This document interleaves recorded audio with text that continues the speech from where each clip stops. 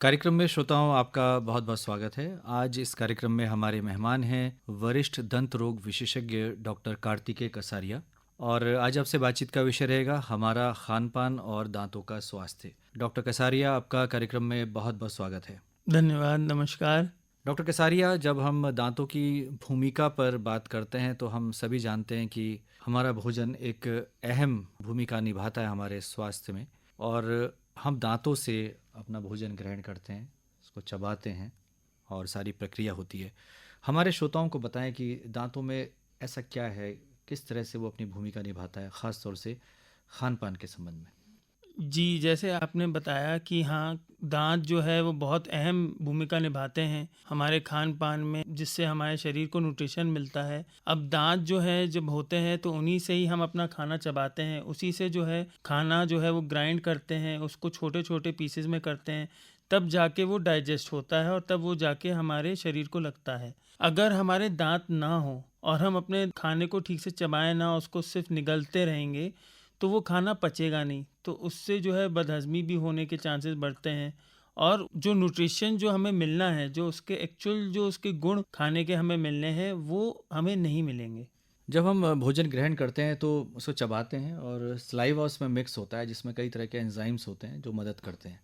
Doctor साहब, जब दांतों के स्वास्थ्य की बात करते हैं तो सबसे पहले हम जानना चाहते हैं कि क्या माँ के पेट से ही बच्चे के दांतों की बनावट शुरू हो जाती है, या गर्भावस्था एक महत्वपूर्ण समय है जब दांतों के लिए उसको पोषण मिलता है तभी उसके दांत अच्छे बनते हैं। नहीं, बहुत अच्छा सवाल आपने ये किया है। ये गर्भावस्था के समय ही जो है, जो शिशु है, जो डेवलपमेंट शुरू हो जाता है, उसमें ही दाँत का और उसमें ही हम एक्चुअली एक नींव जो है वो रख रहे हैं और टाइम से ही गर्भावस्था के समय से ही दाँतों का डेवलपमेंट और ये सब चीज़ डिपेंड करता है।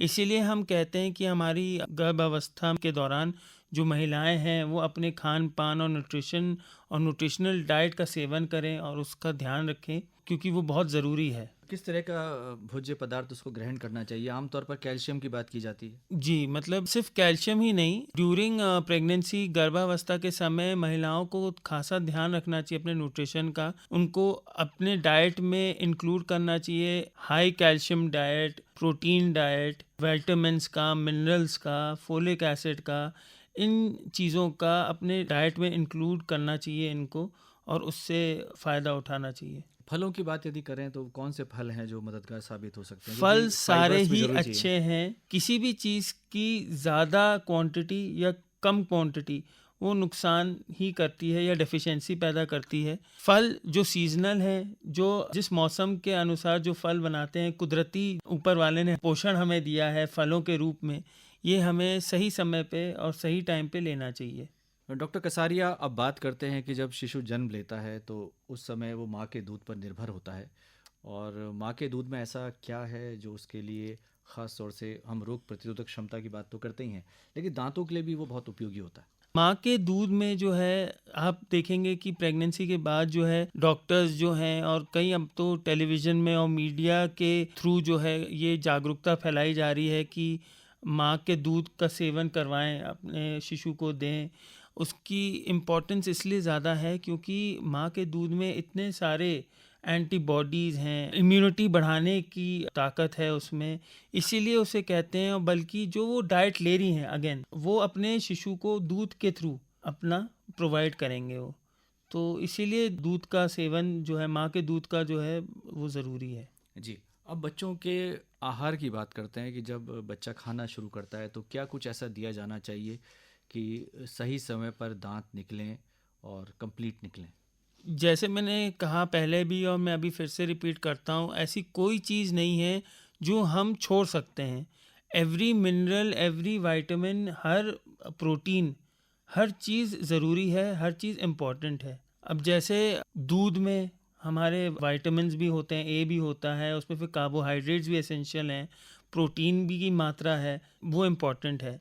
उसके अलावा हम मीट प्रोडक्ट्स जो हैं, उनमें भी रहता है। वेजिटेबल्स, हमें हरी सब्जियां जो हैं उनको अपने रोज़ाना डाइट में इंक्लूड करना चाहिए, उससे हमें काफ़ी न्यूट्रिशन मिलता है। हम बच्चों की बात कर रहे हैं डॉक्टर साहब, कि जब बच्चों के जो दांत आते हैं उससे पहले ख़ास तौर से कुछ विशेष डाइट देने की आवश्यकता है। शिशु के जब दांत नहीं आए हैं तो उसे अपना न्यूट्रिशन जो है वो अपनी मदर से मिल रहा है दूध के द्वारा, माँ के दूध के द्वारा, तो वो डिपेंड अगेन फिर वही करता है, वो न्यूट्रिशन जो है जो माँ जो ले रही है वही चीज़ ट्रांसफ़र हो रहा है। उसके अलावा माँ के दूध से जो उसको मिल रहा है वो इम्यूनिटी बूस्टर्स मिल रहे हैं, अच्छे न्यूट्रिशंस जो मिल रहे हैं और इम्यूनिटी बढ़ाने की क्षमता जो है वो बढ़ रही है। वो कौन सी आयु है जिसमें बच्चों के दांत निकलने आरंभ होते हैं? बच्चों के दांत जो हैं वो 8 साल तक सारे आ जाते हैं, तो उस टाइम तक बच्चों के दूध के दांत वो आ रहे होते हैं।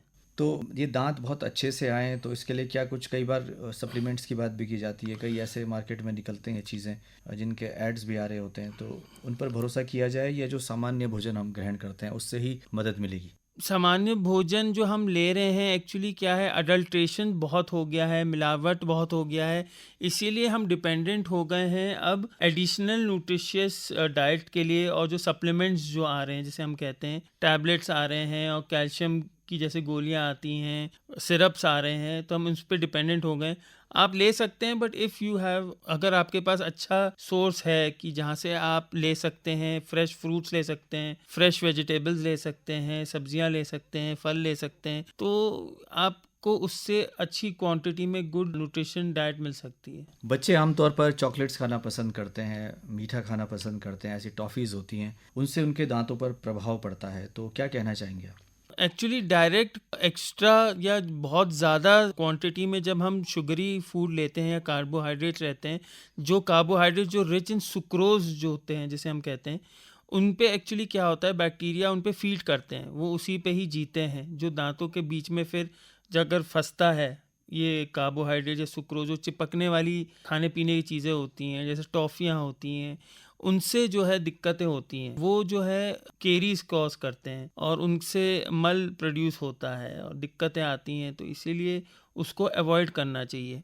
ऐसे डायरेक्टली अगर आप कहते हैं कि बच्चे हैं मीठा खाना पसंद करते हैं, चॉकलेट खाना पसंद करते हैं, वो खा सकते हैं बेशक, बट खाने के बाद उसका रख रखाव में दांतों को साफ रखना, उनकी साफ सफाई करना, अच्छे से ओरल हाइजीन मेंटेन करना वो ज़रूरी है। जी, अब ओरल हाइजीन की बात आपने की है, तो बच्चों को ख़ास तौर से किस तरह से हम ये सिखाएं और प्रॉपर जो ब्रशिंग टेक्निक है वो क्या होनी चाहिए? ध्यान में हमें ये रखना चाहिए कि जो टूथपेस्ट यूज़ कर रहे हैं वो फ्लोरिडेटेड टूथपेस्ट हो, फ्लोराइड की मात्रा हो। उससे क्या होता है, फ्लोराइड जो है वो एंटी केरीज होता है और वो जो दांत में कीड़े लगना और इस सब की जो परेशानियां होती हैं उसको फाइट करता है, अगेंस्ट उसके काम करता है। उसके अलावा प्रॉपर ब्रशिंग टेक्निक होनी चाहिए, 45 डिग्री के त्रिकोण में एंगल में ब्रशिंग करें, दिन में 2 बार करें, एक सुबह और फिर रात को सोने से पहले। गुनगुने पानी में नमक डाल के कुल्ले करें। और इंटरडेंटल ब्रशेज़ आ गए हैं, अगर दांतों के बीच में फंस रहे हैं, या डेंटल फ्लॉसेस का इस्तेमाल करना चाहिए। अब बात करते हैं कि एक उम्र के बाद दांतों के रख रखाव में उतनी सावधानी लोग नहीं रख पाते और ओल्ड एज में तो हम देख ही रहे हैं कि दांतों में तरह तरह की बीमारियां लग जाती हैं। वो कौन सी सामान्य बीमारियां जो आजकल देखने में आ रही हैं? क्योंकि हम न्यूट्रिशन की बात कर रहे हैं और हैबिट्स की भी बात कर रहे हैं, ये सब इंटरकनेक्टेड है। एंड जो हमारे न्यूट्रिशन है वो ज़रूरी है। अगर उसकी डेफिशिएंसी होती है, अगर जैसे हमें कोई पर्टिकुलर विटामिन नहीं मिल रहा है या कोई मिनरल नहीं मिल रहा है या प्रोटीन नहीं मिल रहा है, तो उसका असर आपको शरीर के किसी ना किसी पार्ट में तो दिखेगा ही, लेकिन उसके अलावा आपके मुख में, आपके डेंटिशन में, ओरल कैविटी में ज़रूर दिखेगा। फॉर एग्जांपल जैसे कि हम बात कर रहे हैं, अगर जैसे प्रोटीन की डेफिशिएंसी हो गई तो शरीर के अलावा आपको जैसे कमज़ोरी, ये सब तो शरीर में दिखेगी। उसके अलावा बोन जो है, जो डेवलपमेंट हो रहा है दांतों के चारों तरफ, जो हड्डी है जो सपोर्ट कर रही है दांत को, वो कम हो जाता है, बोन फॉर्मेशन कम हो जाती है, दांत हिलने लग सकते हैं, दांत कमज़ोर हो जाएंगे और उनका फिर निकलना तय हो जाता है। उसके अलावा जैसे अगर विटामिन्स की अगर बात करें, विटामिन्स की अगर कमी होती है तो उससे कई बार क्या होता है कि मसूड़ों में सूजन आ सकती है, मसूड़ों से खून भी निकल सकता है। पर ये बहुत ही वास्ट चीज़ है, बहुत ही अलग अलग चीज़ों के हमारे सिम्टम्स हैं। आप खुद से कोई कंक्लूजन मत निकालें आप, लेकिन जब भी आपको लगता है कि आपके मुख में, आपके ओरल कैविटी में कोई भी आपको इस तरह की कोई दिक्कत है या तकलीफ है, तो अपने नज़दीकी दंत चिकित्सक से ज़रूर संपर्क करें और उनसे एडवाइस लें। क्या मधुमेह के रोगी को भी कुछ इस तरह की दिक्कतें हो सकती हैं दांतों के संबंध में? जो मधुमेह जिसको हम डायबिटीज़ कहते हैं, ये 2 प्रकार के होते हैं, टाइप 1 और टाइप 2 डायबिटीज़। बेसिकली जो टाइप 2 डायबिटीज़ है वो ज़्यादा कॉमन होती है and it is mostly it's a lifestyle disease. ये आपके ओरल हाइजीन पे क्या असर करता है कि अगर आपको शुगर है, डायबिटीज़ है, तो क्या हो सकता है कि आपकी जो हीलिंग कैपेसिटी है, जो शरीर की है, वो कम हो जाती है। ब्लीडिंग आपको कभी भी हो गई अगर, तो वो ब्लीडिंग रुकती नहीं है। अगर आप कोई भी इलाज करते हैं, अगर आपका ब्लड शुगर लेवल कंट्रोल में नहीं है, तो उस समय उसकी हीलिंग में, उसको ठीक होने में समय लग सकता है।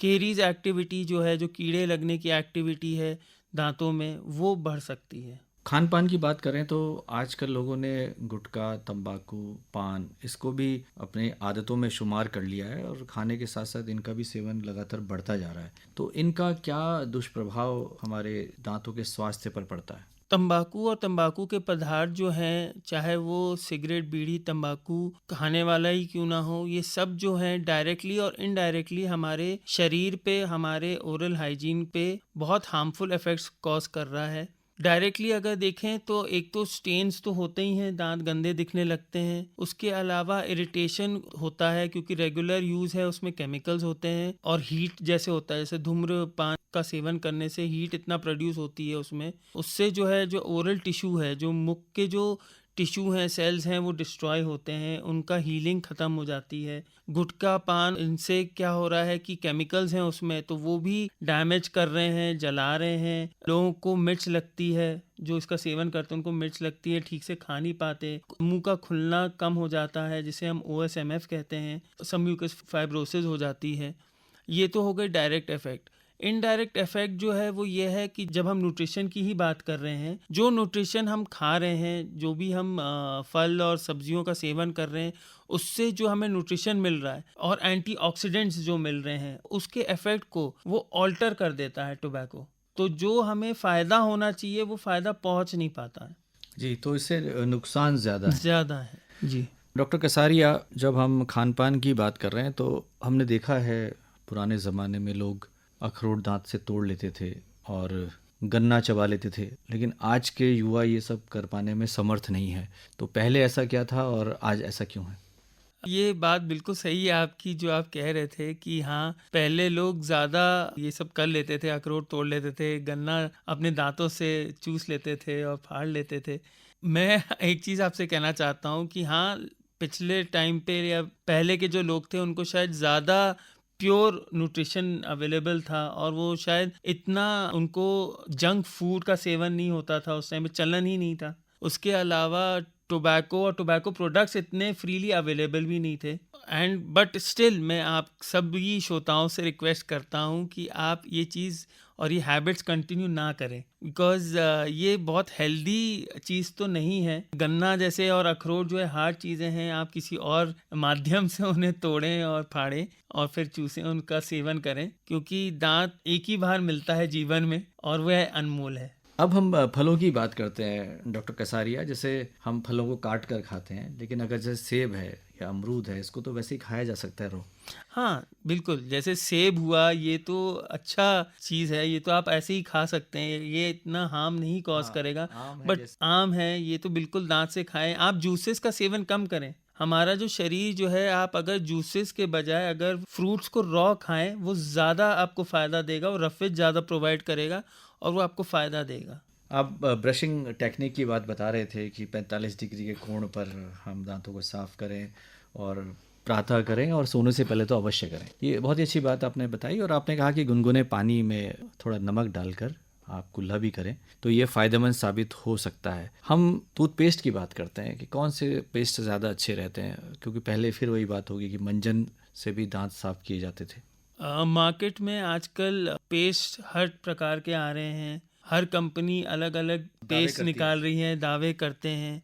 आपने श्रोताओं ने ये ध्यान में रखना है कि आपके पेस्ट में एक तो आपने देखना है कि क्या वो फ्लोरिडेटेड है, क्या उसमें फ्लोराइड है, क्या उसमें कैल्शियम है, क्या उसमें मिनरल्स हैं जो आपको फ़ायदा दें। आपने ये नहीं सोचना है कि पेस्ट में स्वाद नहीं देखना है, या आपने उसका रंग नहीं देखना है, या फ्लेवर नहीं देखना है।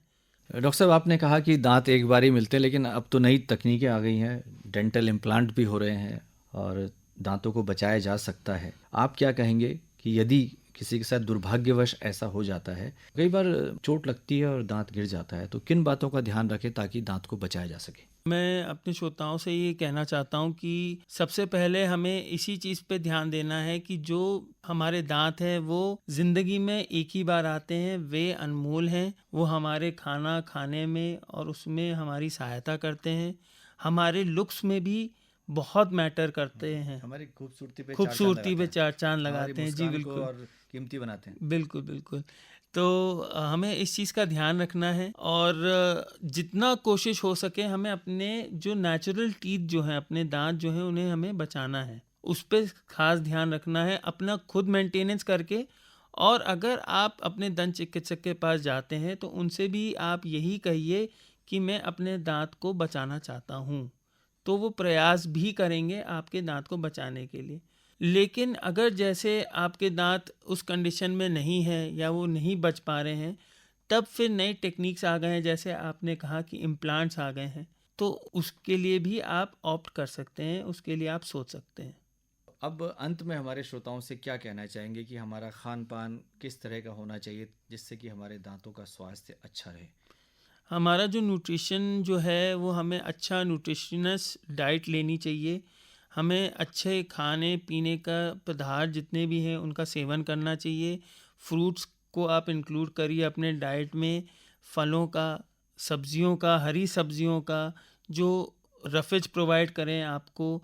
अच्छे प्रोटीनिशियस डाइट का सेवन कर सकते हैं आप, दालों का करिए, बाजरे का करिए, रॉ फूड का आजकल हो ही रहा है, उसका उसका भी हम करना चाहिए सेवन। मीट में आप वाइट मीट के लिए तरफ ज़्यादा आप वो रखें, अपना रेड मीट अवॉइड करिए जितना हो सके।